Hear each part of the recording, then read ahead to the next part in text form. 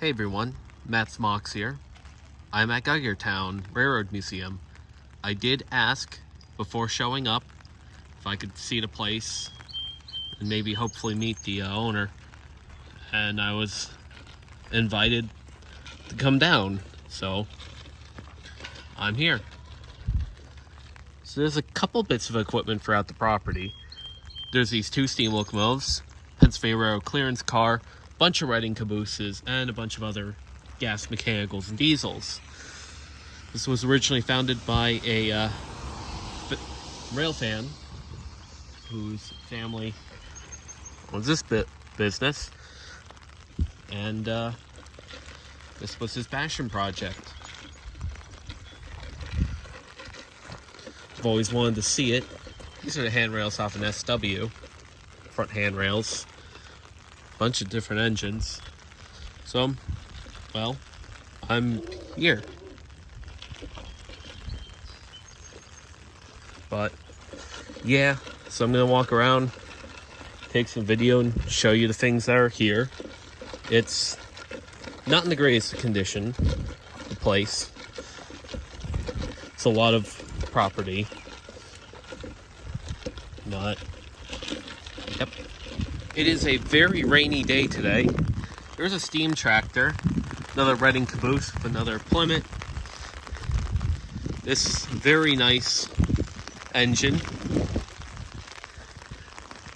A beautifully restored Frick from Waynesboro. I like those Frick steam tractors. That actually has the road tires for the rear. Fiat Alice Chambers. Cars passing by at high speeds. This is the Mack number 4, which was the shop switcher for the Mack Truck Company. Its original trucks were taken to a trolley museum, although this does have motors, so in theory it could actually run on the current trucks it has. I don't know if it runs or not, but it's really cool to see it. There's just so much equipment here, which is amazing. A couple of things I did want to see, mainly on this side. It's a WK&S and tender.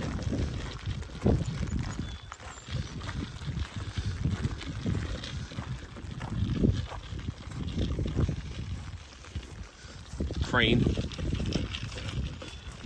Look at that. WK&S tender. Built on top of a Plymouth? Yeah, that's built on top of a Plymouth. Look at that. It's a Plymouth chassis underneath it. I don't know if it's motorized or not to push something along, but it's got a Plymouth underneath it. I'm just gonna go around because now I'm really curious. It is very rainy. There's a lot of amazing cars here. No, the motor is gone. It's a Plymouth that was converted into a tender body. That's incredible. We all set. More construction equipment under the shed there. I'm gonna walk around. There's another steam tractor back there. That probably got cut off. This is a C&J flat car. Or it was something from the C&J. It's got an Army tag on it and C&J trucks. And you can tell markings. Most likely it was a gondola. Could be a C&J version of a Reading Narrow gondola. But I can't tell. Tank car. Love my tank cars. Tank cars are the best. They're one of the greatest rail cars ever built. Alright, I'm gonna keep moving. There's the Mack again. A lot of farming equipment, but this narrow gauge locomotive really caught my eye.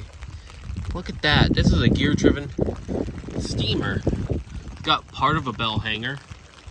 It's still got the steam and sand domes. Look at that. I need to measure the gauge on this. I wish I could figure out who built it. I just don't know. Thought I heard a noise. I get spooked easy. But look at that. That's such a cool little piece. There's just so much cool stuff here. Anyways, they keep walking around. Well, I did walk all the way to the end, look at the Reading Mill gondola, and the caboose pile. And here's the, that's a pretty neat one. That's a Philadelphia street sweeper. More farm buildings, farm equipment, lots of construction equipment, lots of rail.